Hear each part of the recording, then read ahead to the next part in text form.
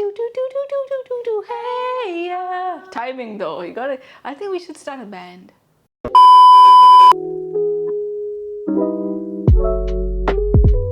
Hi ninjas and welcome back to my channel. We are making mango panna cotta.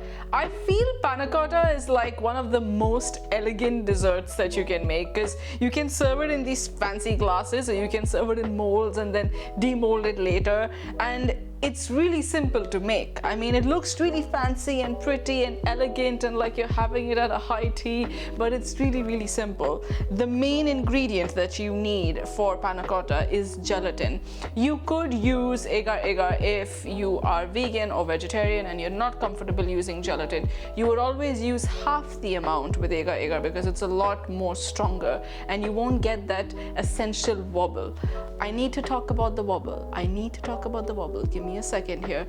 Panna cotta has to have that little inner thigh wobble. I don't know if that's inappropriate, but you gotta know that it's gonna have that wobble, that jiggle for all you know. But that's truly what a panna cotta is about for me. Today we're making Alphonso mango panna cotta because, as you know, I've gone crazy with mangoes and I'm just making everything I can possibly think of when it comes to mangoes. So let's get started. So a very basic ratio for you to keep in mind on how to make panna cotta: if you're using 3 cups of liquid, you need 3 spoons of gelatin. Now, if you're using powdered gelatin, and you can usually find it maybe in a box, something like this, you need 3 teaspoons. So get a teaspoon measure and weigh out 3 teaspoons, bloom it in some hot water, and then you can, well, dissolve it into your liquids, and that's how it works.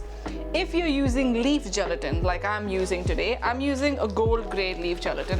Now this does need to dissolve, so I'm gonna just break this up, and I've got a little bit of water in this container here.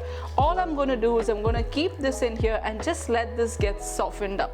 So if you're using 2 cups of liquid, you will reduce it down to 2 spoons of gelatin, 1 cup and then 1 teaspoon. That's the basic ratio to work with. Anything more makes it a very firm panna cotta. But like I said, I like the wobble. I'm gonna be saying wobble a lot in this entire recipe. So yeah, just giving you a heads up. Add your cream into a sauce pot and your milk. Add your sugar, a pinch of salt. So once it's steaming, you want to take it off the heat, and now we're going to add in our gelatin. But you can see how it's become all soft and squishy. So we're just going to like squeeze out any of the excess liquid that might be there.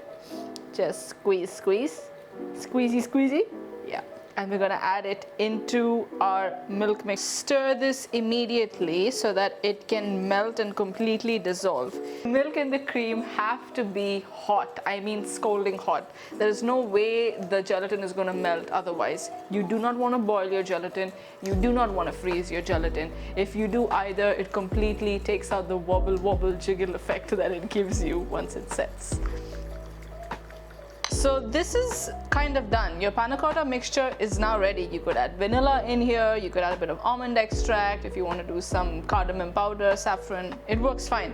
But we're gonna go with fresh mango puree because I did say it's a mango panna cotta. So I'm gonna save some for the top for later, but I'm gonna use most of it now.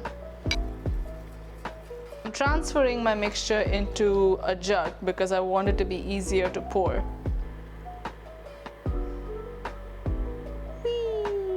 Chill this for at least an hour or an hour and a half or 2 hours until it's completely set and firm.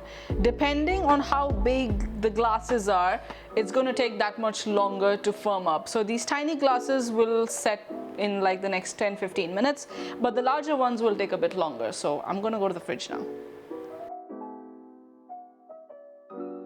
So my panna cotta has set, and before I serve it, I'm just going to add a little bit of that leftover mango puree that we saved on the top, just so we can create like another mango layer, and just spread that around.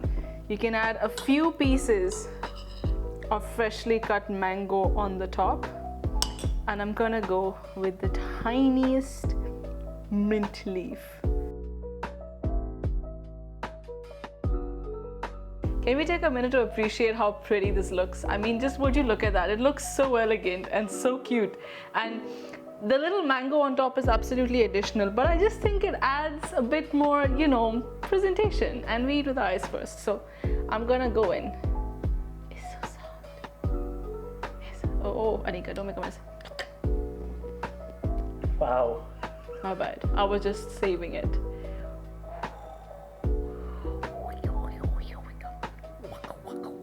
Time to.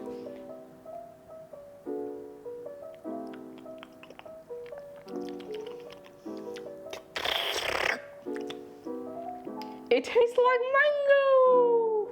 Can you look at how creamy that is? That is so creamy. And wobble wobble, wobble wobble, wobble wobble, wobble wobble, wobble wobble. This is how I make my mango panna cotta. It is so elegant, so simple, so sweet, so delicious, but it's really, really yummy. A very, very easy dessert that you can make in no time, and honestly doesn't require much of your attention or your effort, but it's a very delicious dessert. And you know what to do, you guys. Come on, you gotta subscribe to my channel, like the video, share the video, obviously if you only want to. I mean, free will is still a thing over here, so make sure you share it if you like it, and make sure to stay tuned because I've got new videos coming out every single week.